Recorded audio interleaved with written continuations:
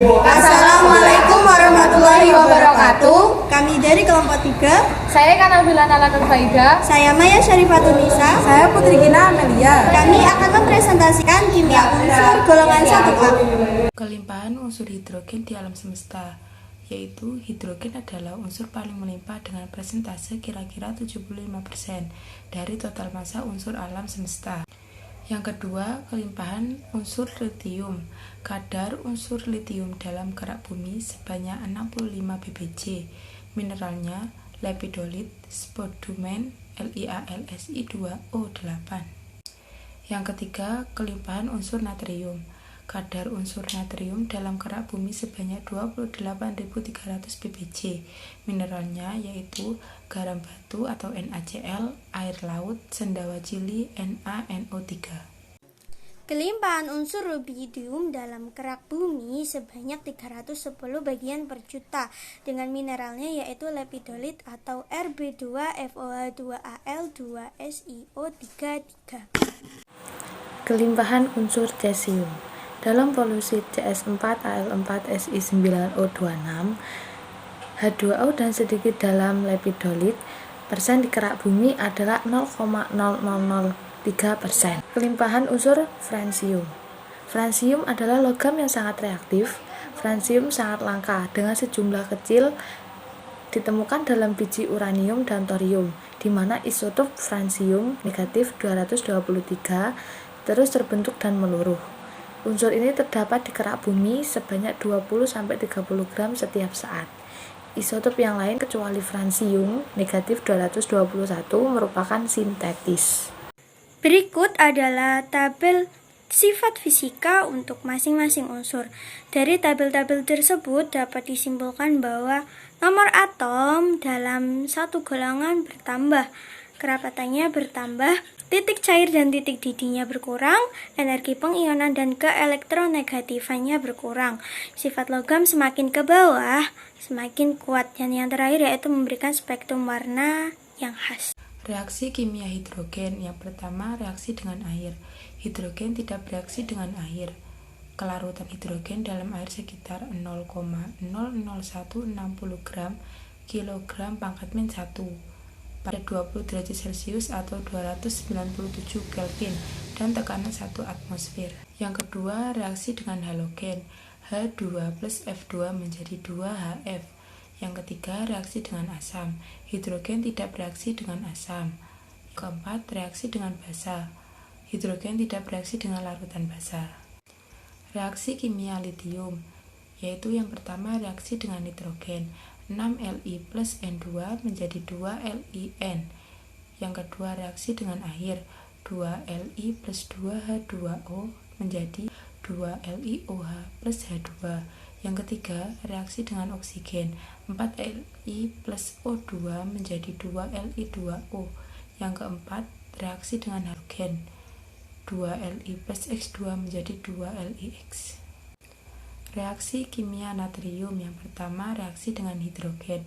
Na plus H2 menjadi NaH. Yang kedua, reaksi dengan air. 2Na plus 2H2O menjadi 2NaOH plus H2. Yang ketiga, reaksi dengan oksigen. Na plus O2 menjadi Na2O. Yang keempat, reaksi dengan halogen. 2Na plus Cl2 menjadi 2NaCl. Reaksi unsur kalium dengan air. 2K plus 2H2O menjadi 2KOH plus H2. Reaksi dengan oksigen yaitu 2K plus setengah O2 menjadi K2O.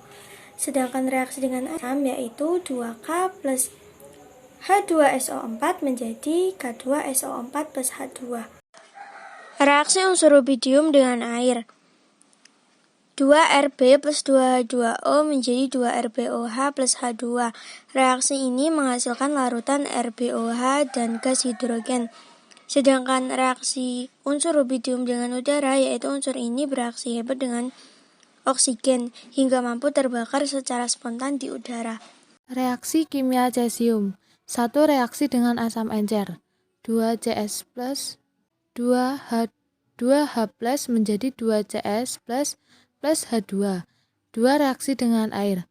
Reaksi ini dahsyat, logam cesium dapat menyala. 2CS plus 2H2O menjadi 2CSOH plus H2. 3. Reaksi dengan oksigen. CS plus O2 menjadi CSO2 superoksida. 4. Reaksi dengan halogen atau Br. 2CS plus Br2 menjadi 2CSBr. Reaksi kimia fransium. Fransium adalah logam alkali yang sifat kimia sebagian besar menyerupai cesium. Titik lebur fransium dihitung sekitar 27 derajat Celcius atau 80 derajat Fahrenheit, 300 Kelvin. Titik lebur ini tidak pasti karena langkahnya elemen ini dan sifatnya yang radioaktif.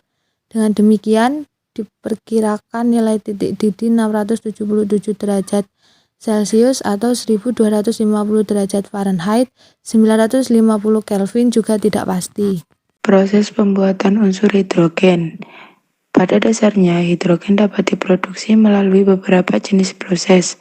Proses-proses tersebut meliputi thermochemical process, elektrolisis, dan biological process. 1. Pembuatan hidrogen melalui thermochemical process dilakukan dengan melibatkan penggunaan panas dan reaksi kimia untuk melepaskan gas hidrogen dari senyawa karbon seperti gas alam, biomasa, dan batu bara. Yang kedua, untuk menghasilkan hidrogen melalui proses elektrolisis atau elektrolisa, maka diperlukan air dan tenaga listrik untuk menguraikan air menjadi hidrogen oksigen. Proses ini melibatkan reaksi penguraian air menjadi gas oksigen dan hidrogen dan terjadi dalam sebuah elektrolizer. Proses produksi hidrogen melalui biological process melibatkan penggunaan bakteri dan juga alga. Proses pembuatan unsur litium.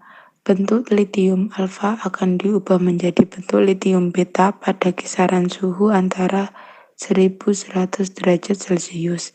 Campuran kemudian dicampur dengan asam sulfat panas, kemudian diekstraksi ke dalam air untuk mendapatkan litium sulfat Li2SO4.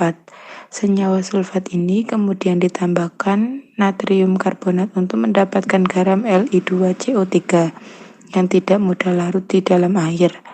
Reaksi litium karbonat dengan asam klorida akan diperoleh litium klorida atau LiCl yang siap untuk dielektrolisis.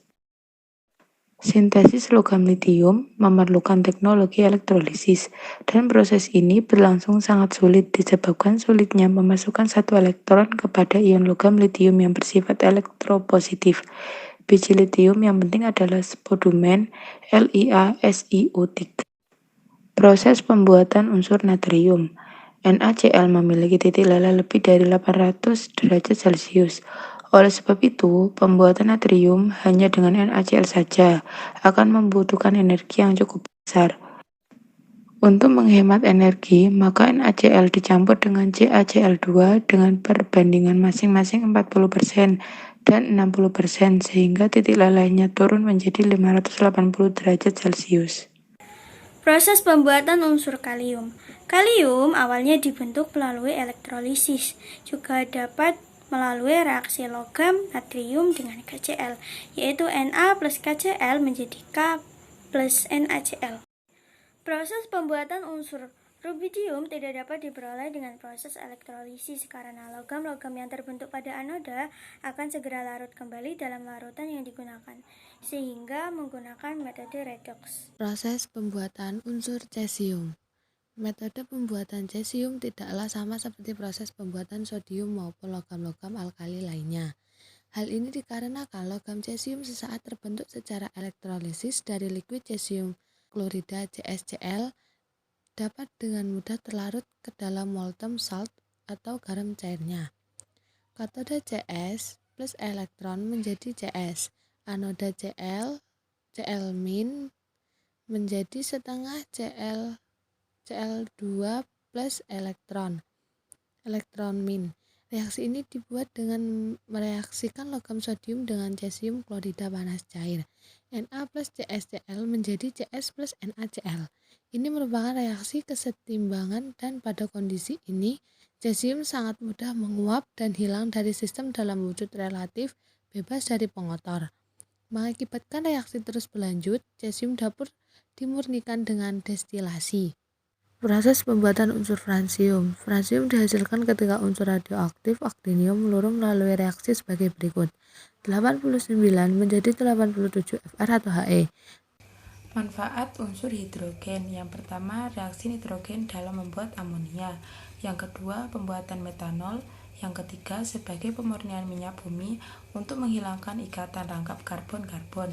Yang keempat, sebagai pengolahan pangan untuk mengkonversi minyak nabati yang berwujud cair menjadi padat. Manfaat unsur litium yaitu banyak digunakan sebagai bahan pelumas, baterai, industri kaca, bahan paduan pada timah, aluminium, dan magnesium yang bersifat menguatkan. Manfaat unsur natrium. Yang pertama, logam natrium digunakan dalam pembuatan sodamide dan ester dan dalam pembuatan senyawa organik. Yang kedua, lampu uap natrium sangat efisien dalam menghasilkan cahaya dari listrik dan sering digunakan untuk penerangan jalan di kota-kota. Beberapa manfaat dari unsur kalium. Yang pertama yaitu banyak digunakan sebagai bahan pembuatan pupuk. Yang kedua yaitu kalium hidroksida digunakan dalam industri deterjen. Yang ketiga yaitu kalium bromida digunakan dalam industri fotografi. Yang keempat yaitu kalium nitrat digunakan untuk pembuatan pupuk mesiu. Yang kelima yaitu KCN digunakan untuk industri baja, pembuatan emas dan perak. Manfaat unsur rubidium. Yang pertama yaitu rubidium digunakan untuk sel fotolistrik. Yang kedua sebagai pengambil dalam remover jejak gas dalam tabung vakum. Yang ketiga sebagai fluida kerja dalam turbin uap. Yang terakhir yaitu pemberi warna ungu dalam kembang api. Manfaat unsur cesium. 1.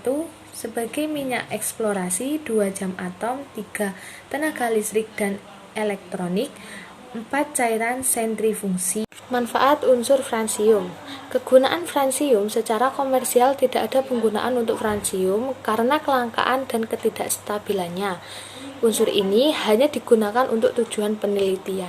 Sekian presentasi dari kelompok kami, kurang lebihnya mohon maaf. Wassalamualaikum warahmatullahi wabarakatuh.